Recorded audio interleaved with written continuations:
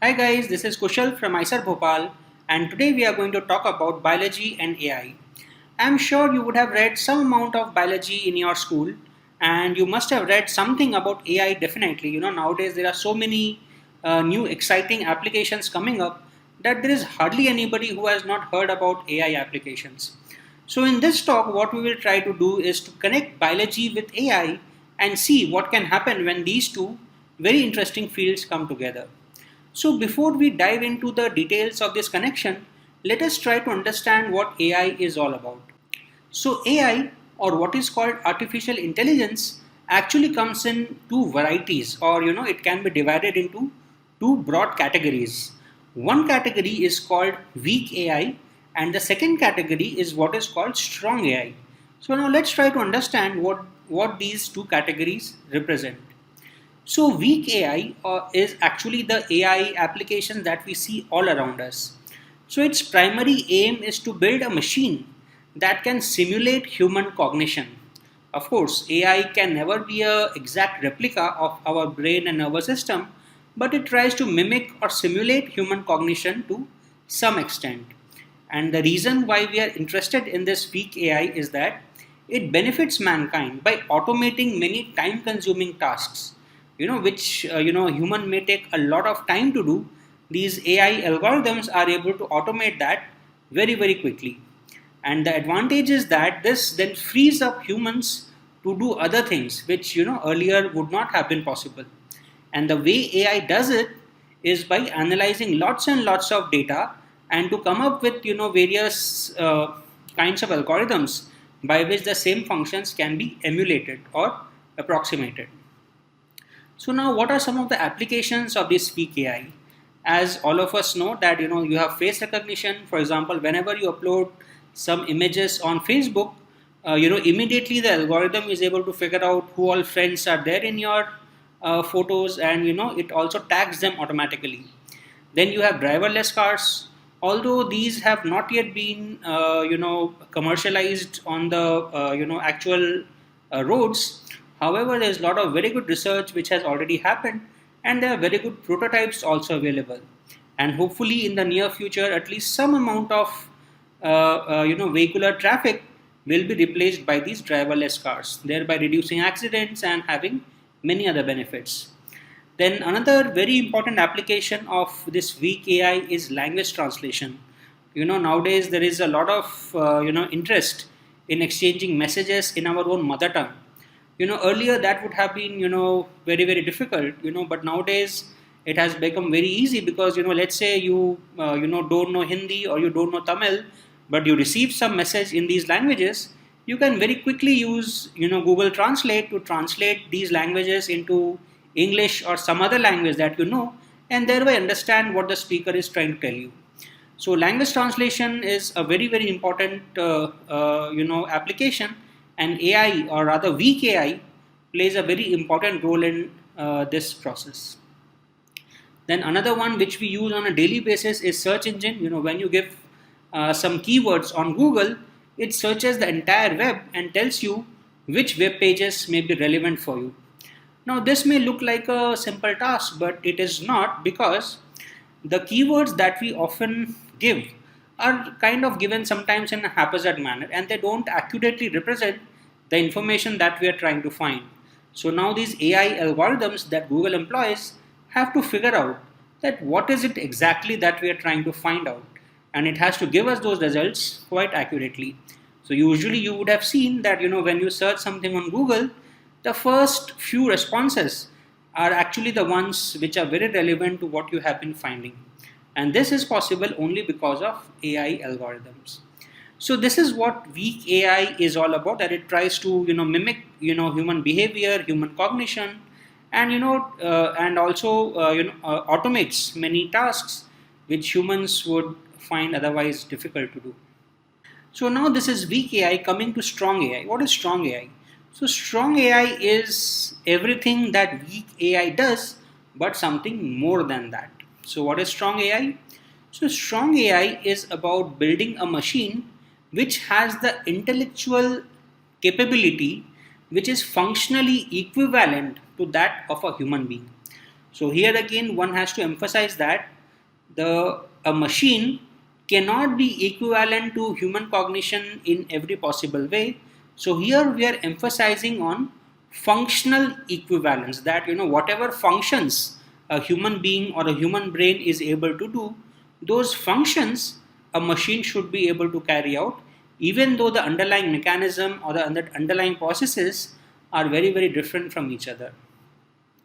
So this is an important feature, but there is a much more important feature which distinguishes strong AI from weak AI, and that is this concept of self-awareness. And this is where strong AI becomes really really interesting, because strong AI says that AI algorithms or AI systems should not just be able to simulate human cognition or approximate human functional behavior, but rather they should also have this capacity for self-awareness, or what can also be called consciousness. So now, although a lot of progress has happened in the field of weak AI, there is relatively zero progress in the field of strong AI, and that is precisely because of this idea of self-awareness, which science doesn't understand at all till date. Of course, neuroscience has made a lot of progress in understanding how our brain works, how our nervous system works, and there are a lot of things which neuroscience can predict about our brain.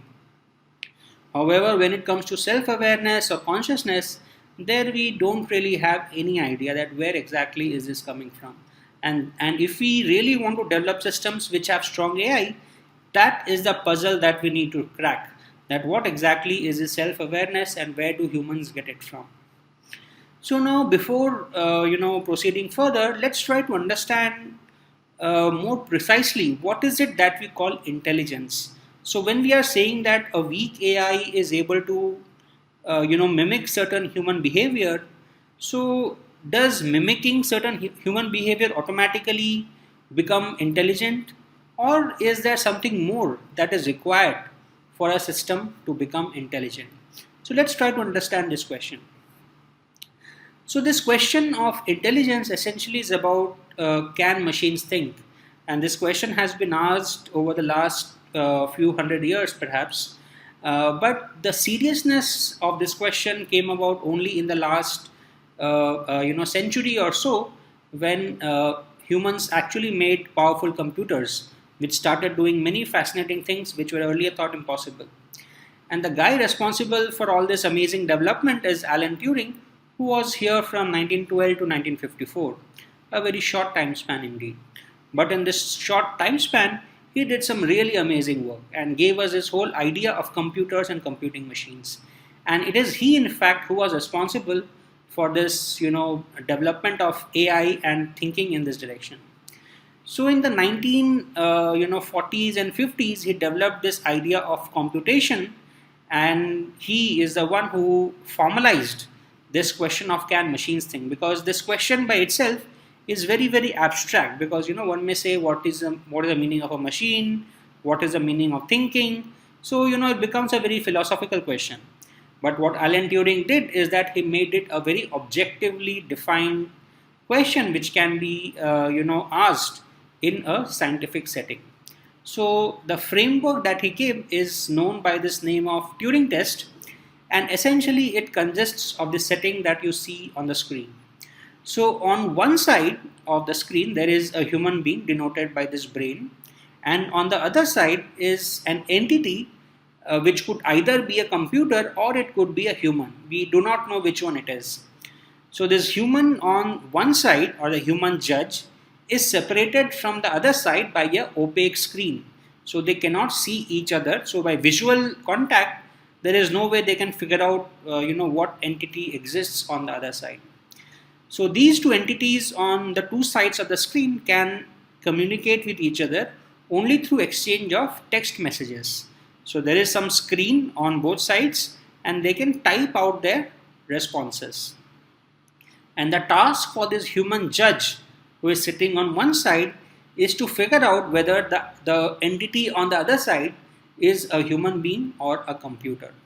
So what Alan Turing proposed is that if a computer can pretend to be a human being, and if the human judge can be fooled into believing that the computer on the other side is actually a human, then the computer would have been said to have passed the Turing test. So again, once again, essentially what the computer has to do on the other side is that it has to communicate with the judge in a certain way, so that the judge thinks that this entity on the other side of the screen is actually a human being and not a computer. So what Turing thought is that, by the end of the 20th century or beginning of 21st century, this problem would be solved and we would actually move far, far ahead, and there would be machines that would easily pass the Turing test and be called as intelligent or functionally equivalent to to human beings.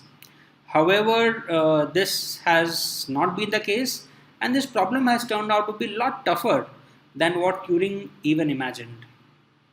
So as it turns out, this test was proposed in the 1950s, but it was only in 2016 that we had the first algorithm which passed this Turing test. So, you see, it took almost 66, 65 years for this feat to happen. So what you see on your screen is the conversation between the judge and the entity. The entity here is actually a computer or an algorithm, but because of the conversation, the judge is made to believe that it is actually a human being and not a computer. So now, a question arises that, that does passing the Turing test really mean that the entity is intelligent? Unfortunately, the answer is no. So, without going into the detailed conversation, let's just pick up two aspects of this communication and see why there is a problem over here. So, look at this first snippet. So, here the judge asks, what are you aware of at this moment? As we know, computers currently don't have self-awareness, but the computer could have cooked up any arbitrary answer. But here, instead of giving a direct answer, it is trying to evade the question.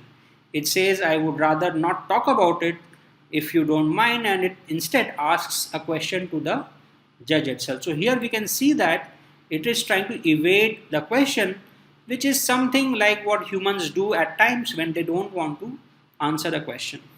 This is another example. The judge asks, what are your qualifications? And the entity is trying to evade this question again by saying, my qualifications, I am not gonna tell you. Ooh, anything else? Now this is again evasive techniques, which of course humans do at times, and this is precisely what the AI algorithm has learned and is trying to mimic. So here this is not really a sign of intelligence, but it is just about mimicry of certain human traits which may make the computer look like a human. So the important question or the important point that we need to understand over here is that passing the Turing test does not imply human-like intelligence. And this is because, as we just showed you, that the Turing test actually makes the AI algorithm optimize for deceit and not intelligence. So here the AI algorithm has learned to deceive the judge by trying to mimic certain evasive techniques used by human beings, and it does not really have intelligence in a real sense. And this development in AI has led to a lot of, fake news, fake videos, fake images, and lots of these, fakeness in the information that we see around us. And it has become a real huge menace which needs to be solved. So now, if Turing test is not really a robust measure of intelligence, what can we do otherwise? Are there some other tests of intelligence that we could use to measure the intelligence of a computer or perhaps even a human being? So in 2019, me and a colleague of mine from IIT Madras, we published a paper that in which we proposed that a test of intelligence needs to have or needs to satisfy 5 important criteria if it has to avoid these problems faced by the Turing test or other tests of intelligence which have been proposed. So let me also tell you that in the last few decades, there has been a huge interest in AI and defining intelligence, and a lot of tests have been proposed which claim to be an improvement over what Turing has done. However, as we argue in our paper, that most of these tests have very severe limitations and they do not really qualify to be called tests of intelligence. At best they can be called tests of certain skills in a computer, which is not necessarily a test of genuine intelligence. So what we propose is that any genuine test of intelligence needs to satisfy these five criteria. Firstly, that it should be non-anthropocentric, means that it should not be restricted or limited to human intelligence or to the human way of thinking. So it should be non-anthropocentric, that it should be a lot more general in its nature. The second point is again related to the first point. It says that it should not be restricted to one field. So if you take the Turing test, it is restricted to linguistics because to pass the Turing test, the computer needs to have a great linguistic ability, that it needs to be able to communicate with another human being through text messages and try to deceive the judge into believing that it is a human. However, as we know from our human experience, that intelligence comes in many varieties. There are people with many different kinds of intelligence. There could be great scientists who do not have linguistic intelligence, meaning they have communication deficiencies. There could be great painters, there could be great politicians, there could be great engineers, there could be great artists. So intelligence comes in many varieties, and to limit it to just measuring linguistic ability is is a great disservice to this whole phenomena of intelligence that can exist in many different forms. So what we propose is that this definition of intelligence should be a very wide or encompass a very broad varieties of intelligence instead of being restricted to just one single field. The third and perhaps the most crucial point is that it should be process dependent. So Turing test or most other tests of intelligence which have been proposed, they merely look at the output of the algorithm. However, what we say is that real intelligence lies in the process. That especially teachers would have seen in their experience that there are many students who are able to find answers to certain problems, but when you go and look into the way that they found it, one can clearly differentiate whether the student is intelligent or not. And for example, it is also possible to get high marks in exams through rote learning without actually understanding the phenomena of the subject which is being studied. So that is why we propose that instead of just looking at the output, one has to also look at the process and try to see that how is it that the computer was able to come up with this particular answer to this particular question that was posed. And we emphasize that this process is very important and key to the measurement of intelligence of an entity.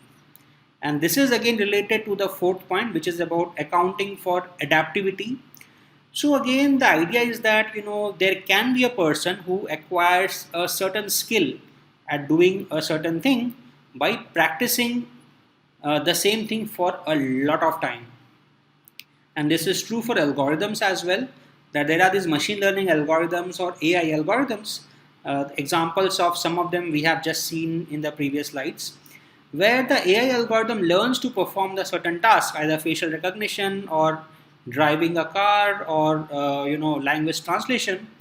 And the AI algorithm learns all these things by practicing lots of times, which means it is learning its parameters by seeing the data a lot of times.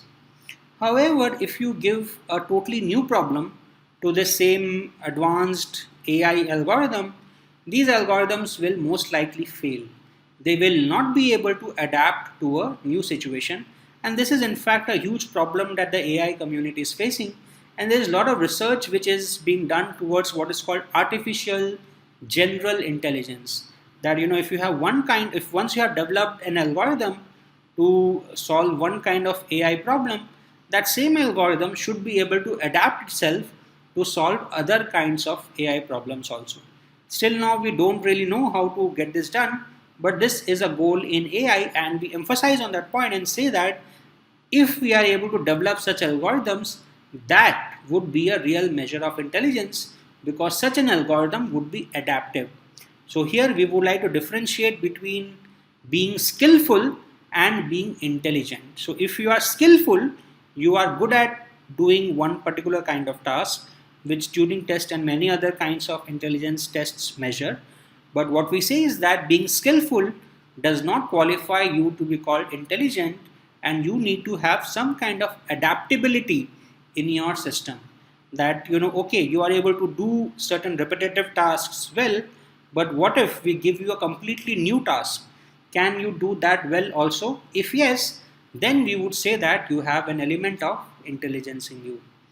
And finally, and most importantly, the test of intelligence has to be judge independent, and it has to be a lot more objective in its nature. One limitation of the Turing test is that whether the computer is intelligent or not has to be evaluated by a human judge, who himself or herself may be subject to their own biases because of their own experiences. So what we say is that any test of intelligence which comes up has to be independent of these subjective biases which human judges may have, and they need to be kept, and these intelligence tests need to be kept on a lot more objective footing so that a human bias can be removed. So among all these points, the point which connects us to biology is this point of the system being process dependent. So essentially what we need to do is that, so the process of the AI system has to be in such a way that once it encounters a new phenomena, it has to be able to adapt itself, which is the fourth point, to solve the new problem. So this process dependence and adaptability are very deeply tied with each other, and incorporating these two aspects into our AI system is essentially what will take us from weak AI to strong AI. And are there some examples in nature where we see this happening? Yes, and that is where AI gets connected to this fascinating field of biology, or what can be called biological evolution. So the crucial point that we would like to make over here is that for a system to be intelligent in the strong AI sense, let me again emphasize, weak AI is already available, and there is a lot of development that is happening, but fundamentally we have cracked the problem of weak AI. However, for a system to be intelligent in the strong AI sense, it must incorporate some structure of evolutionary phenomena, which means the process of the AI system has to be designed in such a way that it is able to adapt itself to new situations, to be able to solve new problems which it may not have encountered in the past. So now let's try to understand evolution briefly and see how we can incorporate evolution into our AI systems.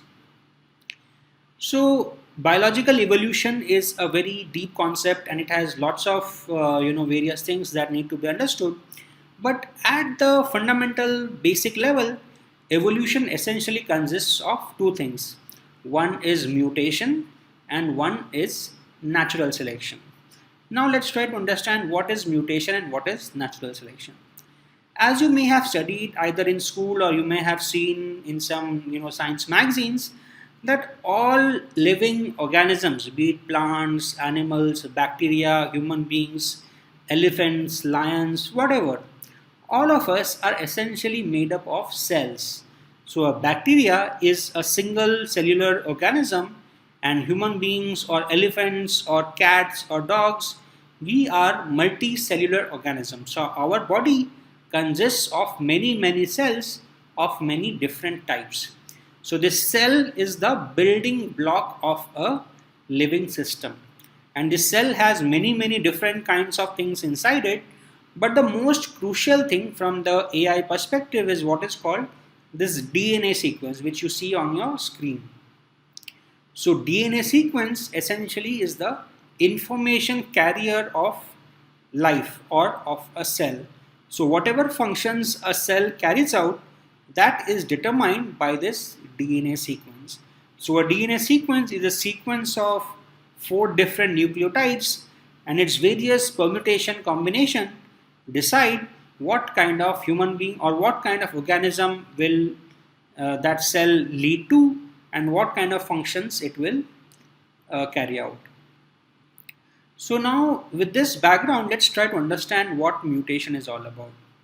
So as I just said that the DNA is the information carrier of the cell, and mutation essentially means changes in our DNA which lead to a change in the functionality of the particular cell. So these changes in the DNA can happen due to two primary reasons. Firstly, that when there is replication, which means that when the cell divides into two, the DNA copies itself into another copy, so that the copy can be transferred to the other cell. So there can be errors which may happen during this replication or reproduction process. And secondly, there can be environmental factors like UV light or stressful conditions due to which the DNA can undergo certain kinds of changes. So any kind of change which happens in the DNA is what is called mutation. So now the important point to remember is that all kinds of mutations do not lead to do not survive for long, and most of them are actually either corrected or they play little role in the in the given organism. However, a few of these DNA traits end up making changes in the behavioral or observable traits of the organism, and some of them turn out to be beneficial for the survival or for other functionality of the organism. And these changes in the DNA are selected or carried forward by the organism, and that process is called natural selection. So in more precise terms, it is the differential survival and reproduction of organisms due to differences in their observable traits. So once again, so you have a cell which is the basic building block of an organism. It contains the DNA, which is its information carrier. There are changes in DNA due to various reasons, two of which we have listed out here. Some of those changes lead to changes in the observable traits of the organism or the functionality of the organism, and if these traits are beneficial in various ways, they tend to be selected, and those changes in the DNA or those mutations tend to be carried forward in future generations. And this process is essentially what is called evolution.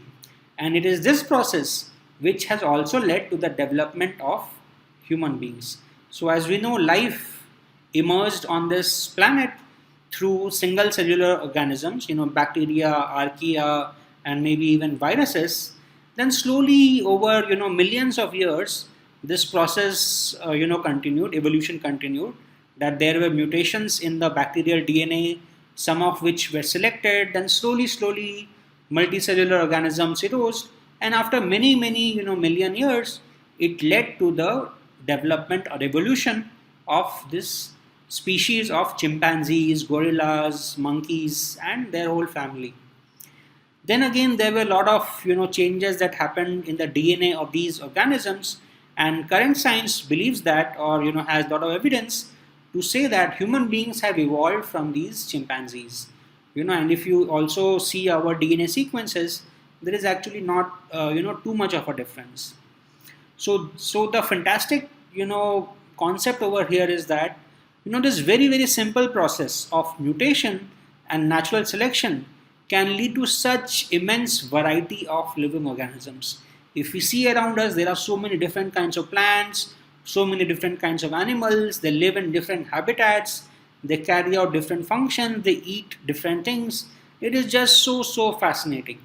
So the idea is that if we are able to incorporate evolutionary capabilities into our AI systems, then our AI systems will also be able to adapt to new situations and develop new functionalities like what biological systems do.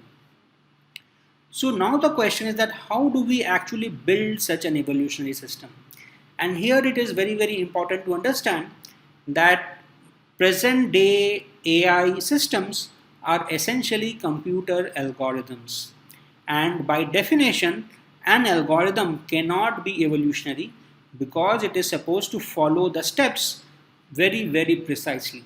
So, whatever program or algorithm a human being writes or the programmer writes, the computer is supposed to follow that absolutely precisely without being able to make any changes. So, in this setting, it is almost impossible to make the AI system evolutionary. And so, we need something more than a purely computational algorithmic approach. And we may say that okay, machine learning seems to be evolutionary because it is able to learn so many new things without the programmer explicitly telling it what to do. But here the important point to understand is that in machine learning, the algorithm itself does not evolve. The algorithm itself does not change over time.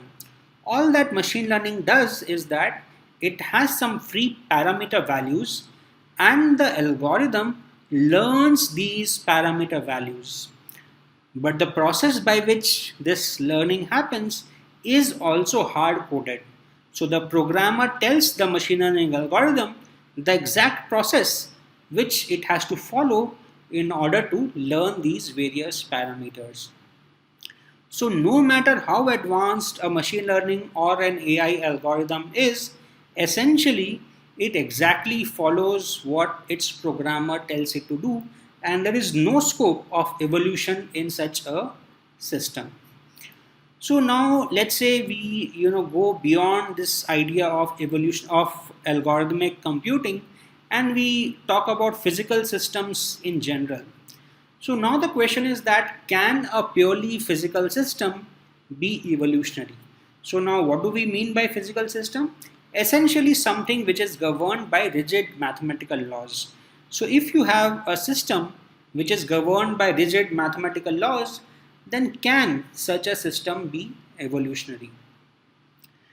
So now, of course, if a system is again governed by rigid mathematical laws, it again seems unlikely that it will be evolutionary because these, strict equations will in some sense limit what can be done and what cannot be done.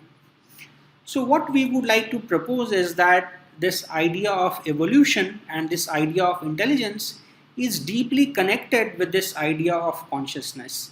That human beings or biological systems which display intelligence, which display evolution, is because they have this element of consciousness or this element of self-awareness, which is what we mentioned while defining strong AI. So this idea of self-awareness is not just a added trait to strong AI, but what we would like to propose is that it is an essential characteristics of strong AI. That in order to have strong AI in a system, it is essential for the system to have an element of consciousness or self-awareness. So now the question is that how can we incorporate this idea of consciousness or self-awareness in our computing system? Now currently science has two ideas which are being worked upon. So the first idea, which is perhaps most popular, is that consciousness or self-awareness is an emergent property of physical systems.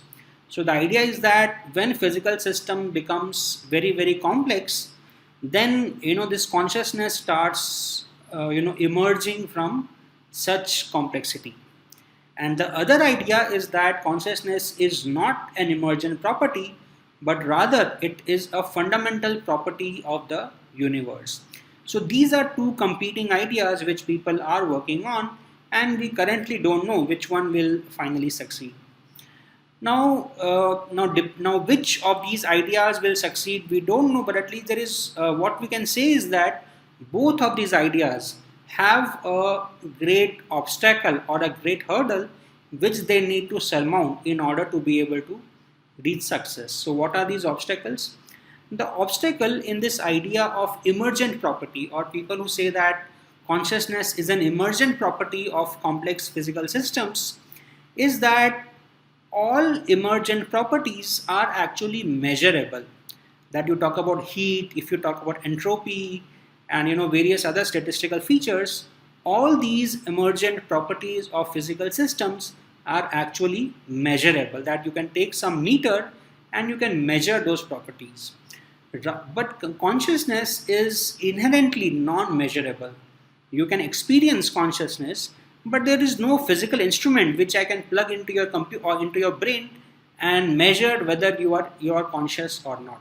It's a very, very subjective experience, so it cannot be measured. So now when consciousness cannot be measured, how can we say that it is an emergent property of physical systems? Now, if we come to this other idea that consciousness is a fundamental property of the universe, there also we have a problem that if we say that consciousness is fundamentally different from physicality, that if it is different from physical systems, how is it that these two get coupled to each other? So in a human being, we know that a human body is a physical system, but it also has conscious experience.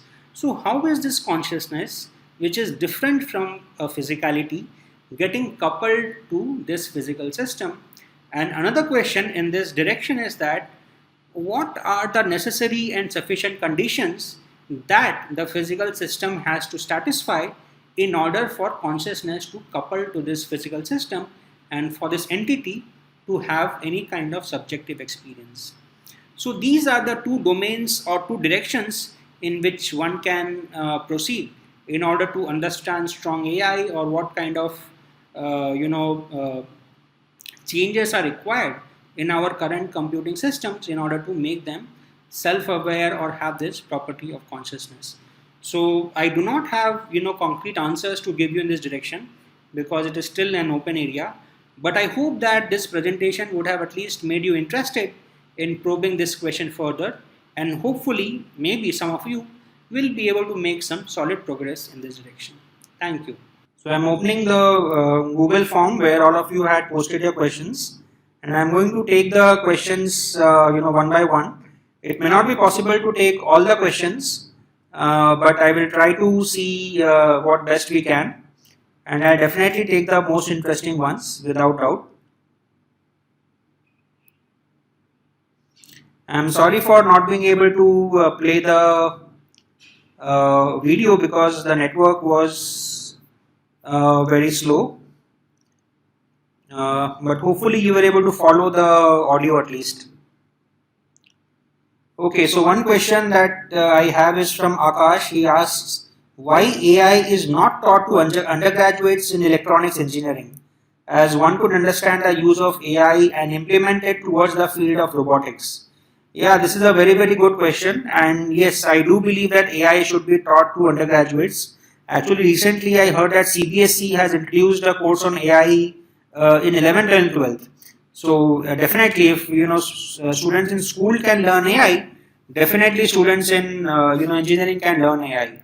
So yes, I would like to very strongly recommend that this be started, and I do think that various institutions are starting to offer such courses. So I think in the near future we will definitely be able to see such things. The next question is from Nilesh. He asks, how can AI be used in colonoscopy and analysis of the image? So yes, AI can definitely be used in these things, and a lot of research has been done. So essentially this uses the idea of image recognition, which uses machine learning. I would suggest you read about these things called convolutional neural networks. They are the ones which are used in image recognition a lot. Okay, there is a very interesting question by Karthik M. Ram from Karnataka. He asks, can medicine in technology grow to such an extent that an MBBS graduate won't be required? Okay, very, very interesting. So now that is very, very unlikely to happen for two reasons. One reason is that so firstly, AI has made a lot of advance in image recognition. However, the problem is that these advanced algorithms, they do solve the problem. For example, let's say if you have malaria and you go for a blood test, so what the doctor does is that they take a blood sample and they see that under a microscope to see whether the parasite is there or not. Now the algorithms which are used for this detection, so this detection can be done by algorithms. Already we have very good accuracy available, more than 95%. However, these algorithms don't tell us why is it that they detect malaria in that particular blood sample. So you understand that when you go to a doctor and the doctor tells you that okay, that you have so and so disease, you would like to know that why is it that the doctor thinks that you have that disease. If the doctor tells you that you have this disease, but I don't know why you have this disease, I am sure you are not going to enjoy that answer a lot. And this is the problem with AI algorithms. That is, AI algorithms are very, very advanced, but the more advanced they become, the more black boxy they become, which means that you really don't know what's going on inside these algorithms. And that is precisely why there is a limited extent to which we would like to use these algorithms in medicine. And even when we use, we would like it to be cross verified by a doctor so that the algorithm does not make glaring mistakes. Because in medicine there are a lot of ethical issues also. So if you have a lot of automated tests and the AI does a lot of wrong predictions, then you can have a lot of problems which are happening. I hope that has answered your question. It's a very, very important question. So one question from Rahul Patil from Bangalore is that what is the progress and reliability for AI models in healthcare sector today? Can they be commercialized and made into products, or is it mostly in the research and development phase? So this is again related to the question earlier by Karthik. So a lot of research has already happened and a lot of ideas are actually ready at a product level. They can be actually commercialized very, very easily. But the question is twofold. One question is of ethics, that if an AI algorithm is not able to tell you why is it making the prediction that it is making, it is very, very complicated. The patients are not going to like that algorithm. And because of this reason, the second reason comes that doctors are not comfortable in using these algorithms. Precisely because of this reason, that if an algorithm predicts that a patient has malaria, but the algorithm does not tell you why the patient has malaria, doctors are not going to be very comfortable with it. We computer scientists or data scientists or machine learning experts may understand the nuances and may say that it is okay, but from a medical perspective it is not okay. So a lot of work is required in this area called explainable AI. If you Google for it, you will find a lot of pages which say that AI, for it to be used in healthcare, has to be explainable, which means that the AI should be able to explain why exactly it is making those predictions. And if you can crack this problem of explainable AI, then definitely a lot of AI models will start being used in healthcare. One question by Venkatesh is that how to manipulate AI in biology. So that is exactly what I said, that this is again related to the questions earlier. So I hope you have got an understanding. I won't get into it again.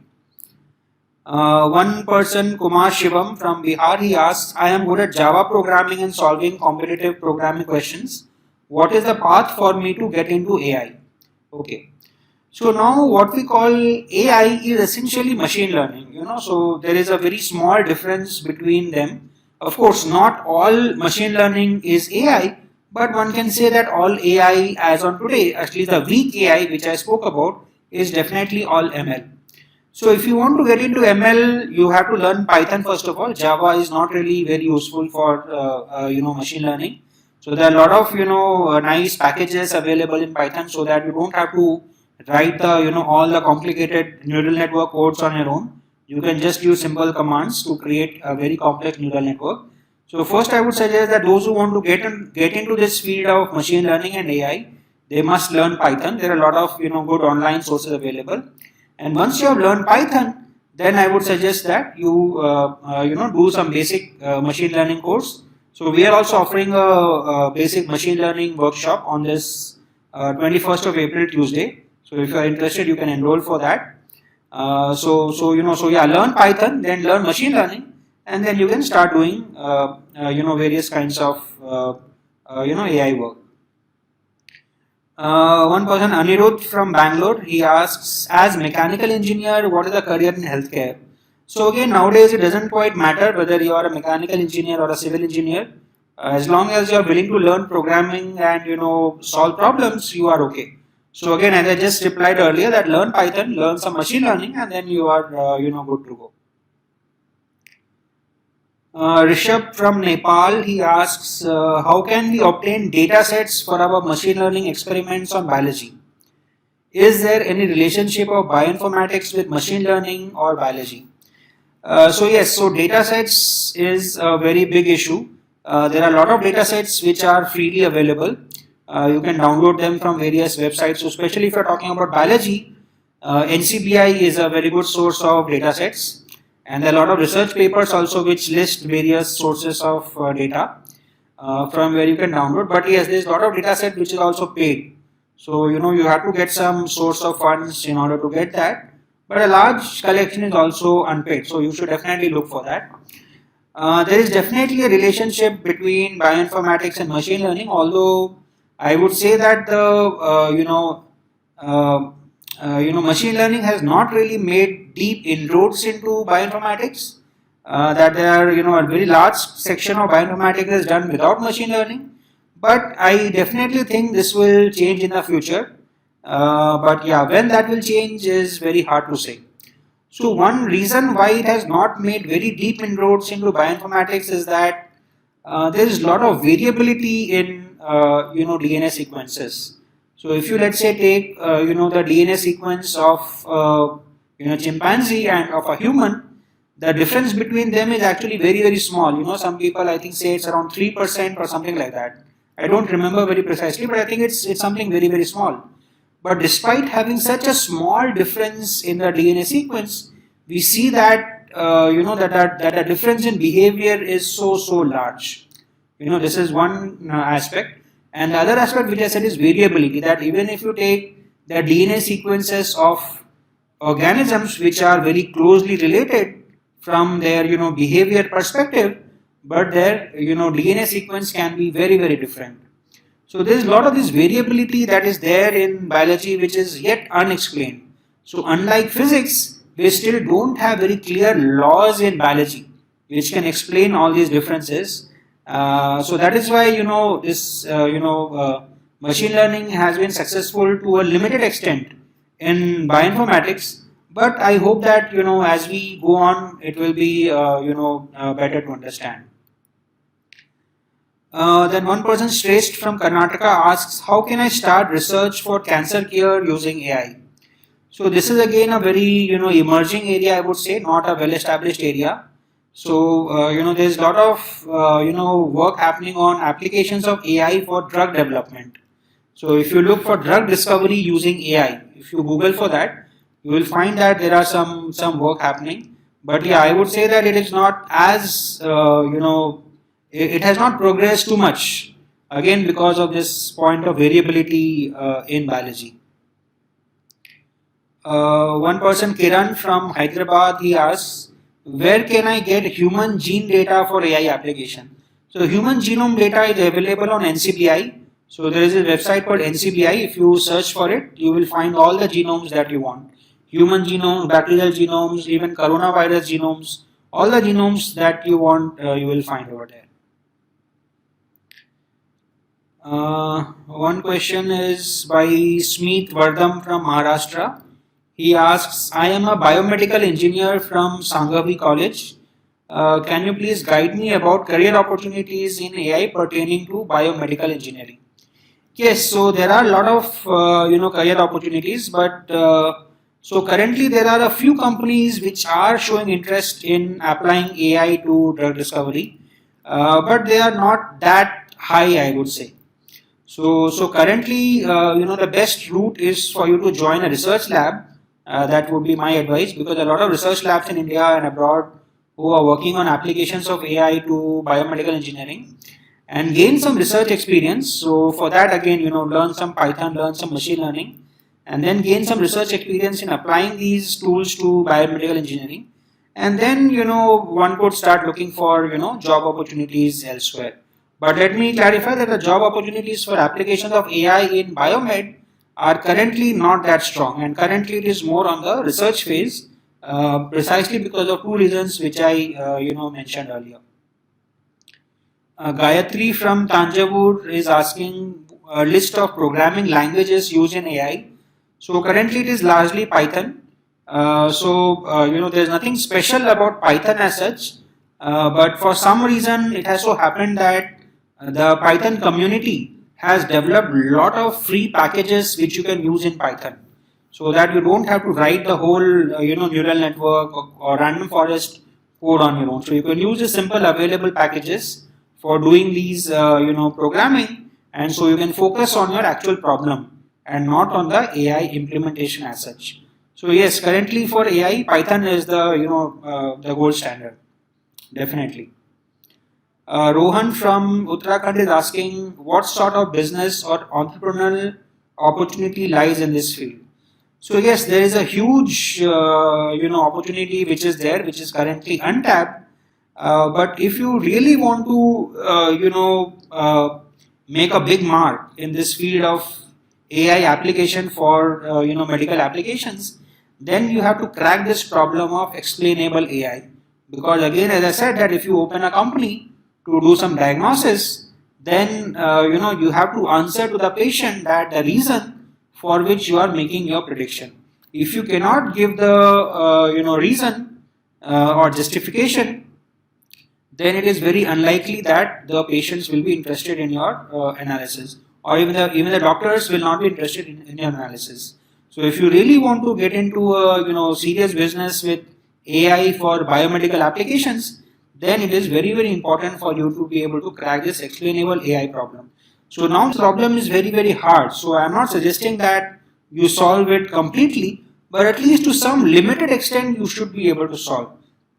That let's say you say that again, taking this example of malaria, that if you take a blood smear of a patient and your AI algorithm says that the person has malaria, at least some basic explanation you should be able to provide, even if you're not able to provide a complete justification. And even if you're not able to convince the patients, at least you should be able to convince the doctors that indeed you are making a reasonable prediction and not something that is completely random.